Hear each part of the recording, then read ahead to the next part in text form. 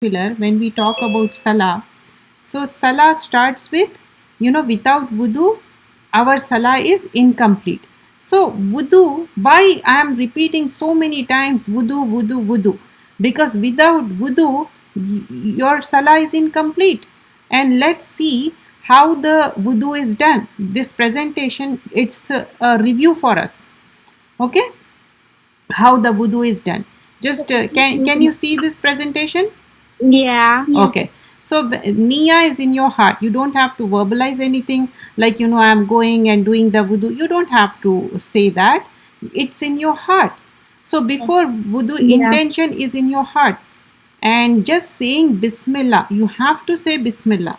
That is the thing you have to follow.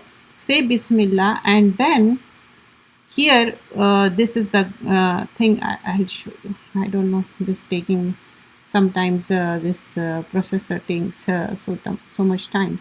So make sure that you don't forget saying Bismillah. Okay, and then wiping your hands completely. Make sure, especially fingers. Okay. And you know why I'm saying fingers? When you have long nails, make sure it go through your nails and everything, and rinsing your mouth. Why 3 times? Just to make sure it's wet. Okay. And here we see, like putting the water in the nostrils and blowing your sniff it out with the left hand. With the right, you put in the water and sniff out with the left.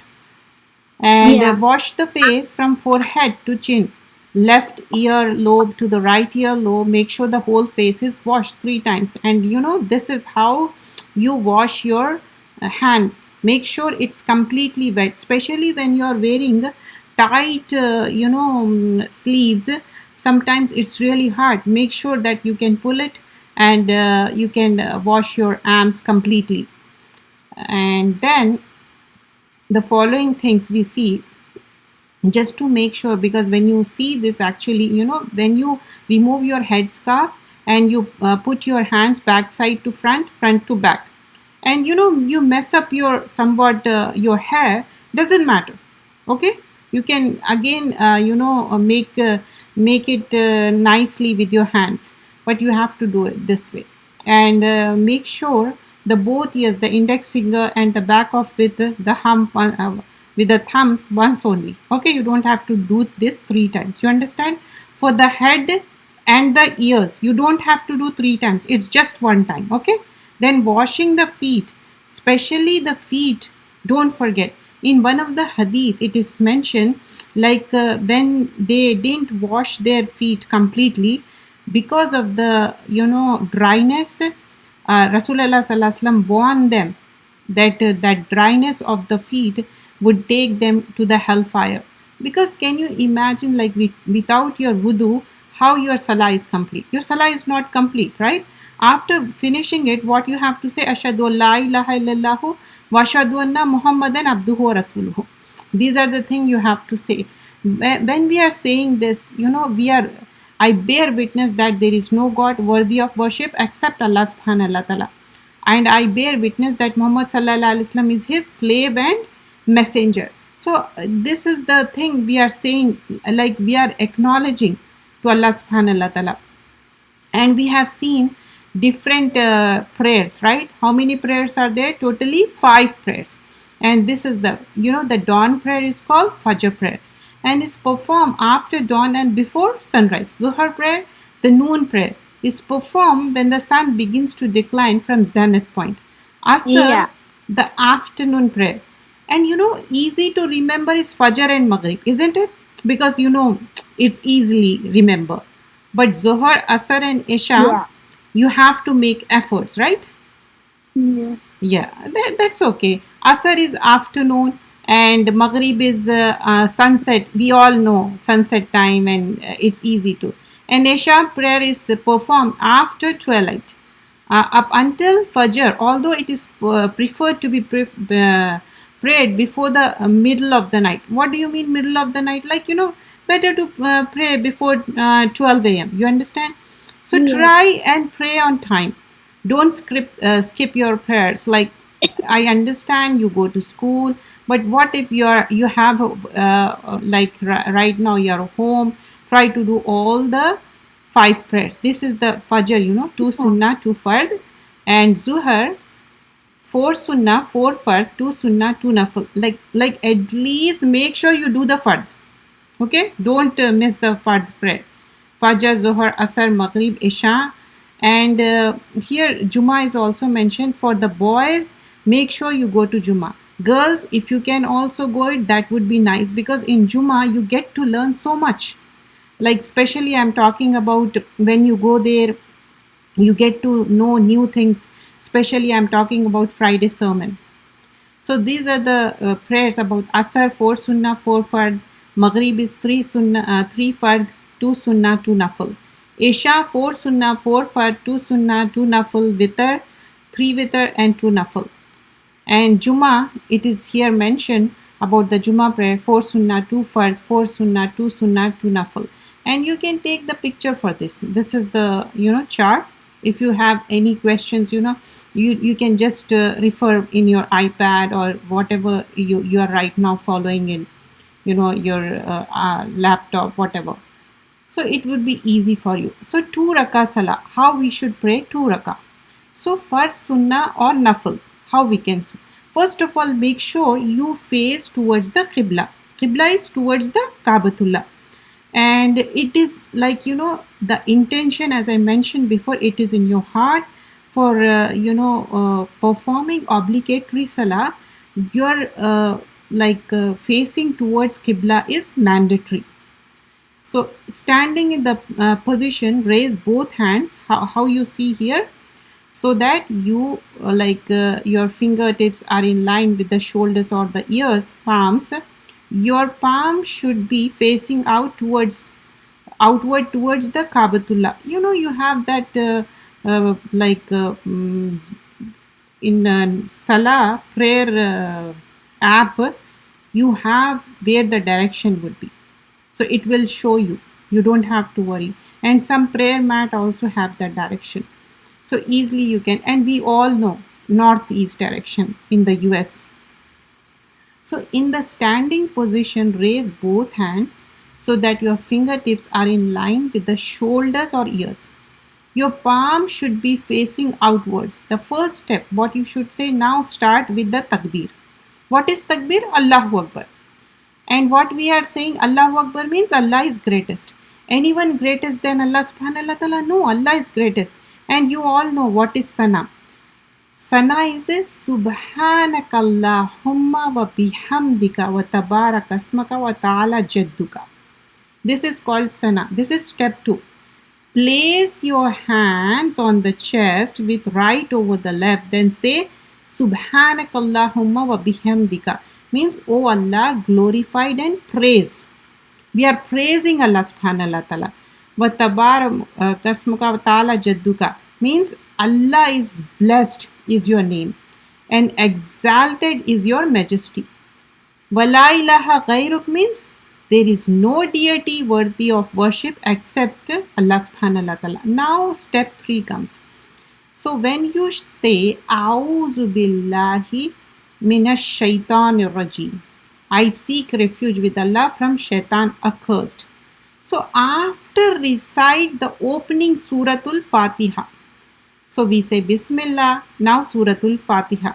In many countries they say Alam Ka Surah. That also fine. You can say Suratul Fatiha or Alam Ka Surah. It's both the same, which is Suratul Fatiha.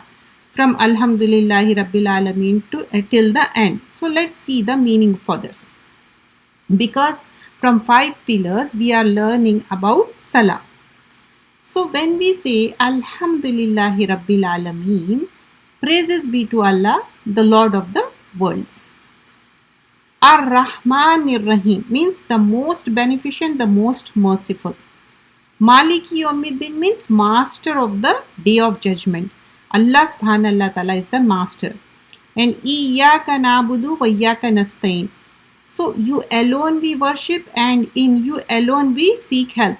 We only ask Allah subhanahu wa ta'ala help. You must be thinking, okay, in worldly chores we ask help to so many people. No, here we are asking regarding the worship. regarding the things which is completely in the hands of Allah subhanahu wa ta'ala. Can we cause rain?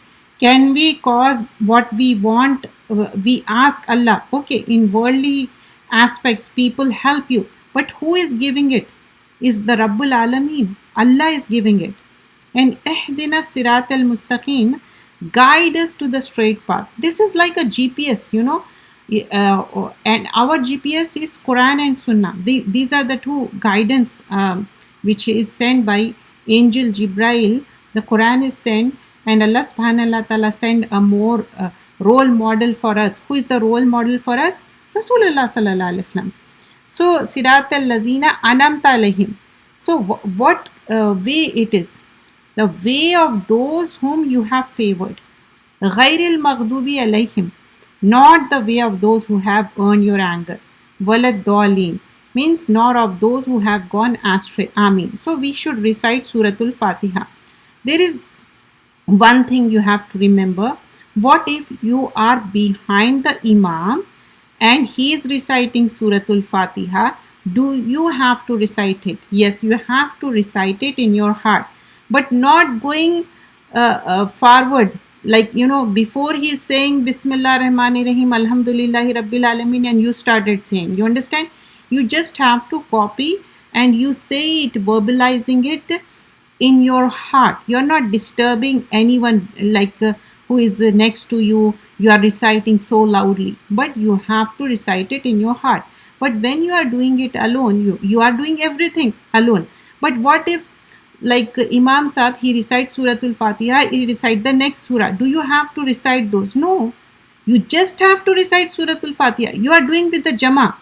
You are doing with the people, okay? You are following the Imam. So you are just following and you are reciting Suratul Fatiha in your heart, and the next surah Imam Saab will be reciting. But what if you are doing it yourself? So you first recite Suratul Fatiha. What the next surah? Let's take Suratul Ikhlas. Suratul Ikhlas is Qul Huwallahu Ahad.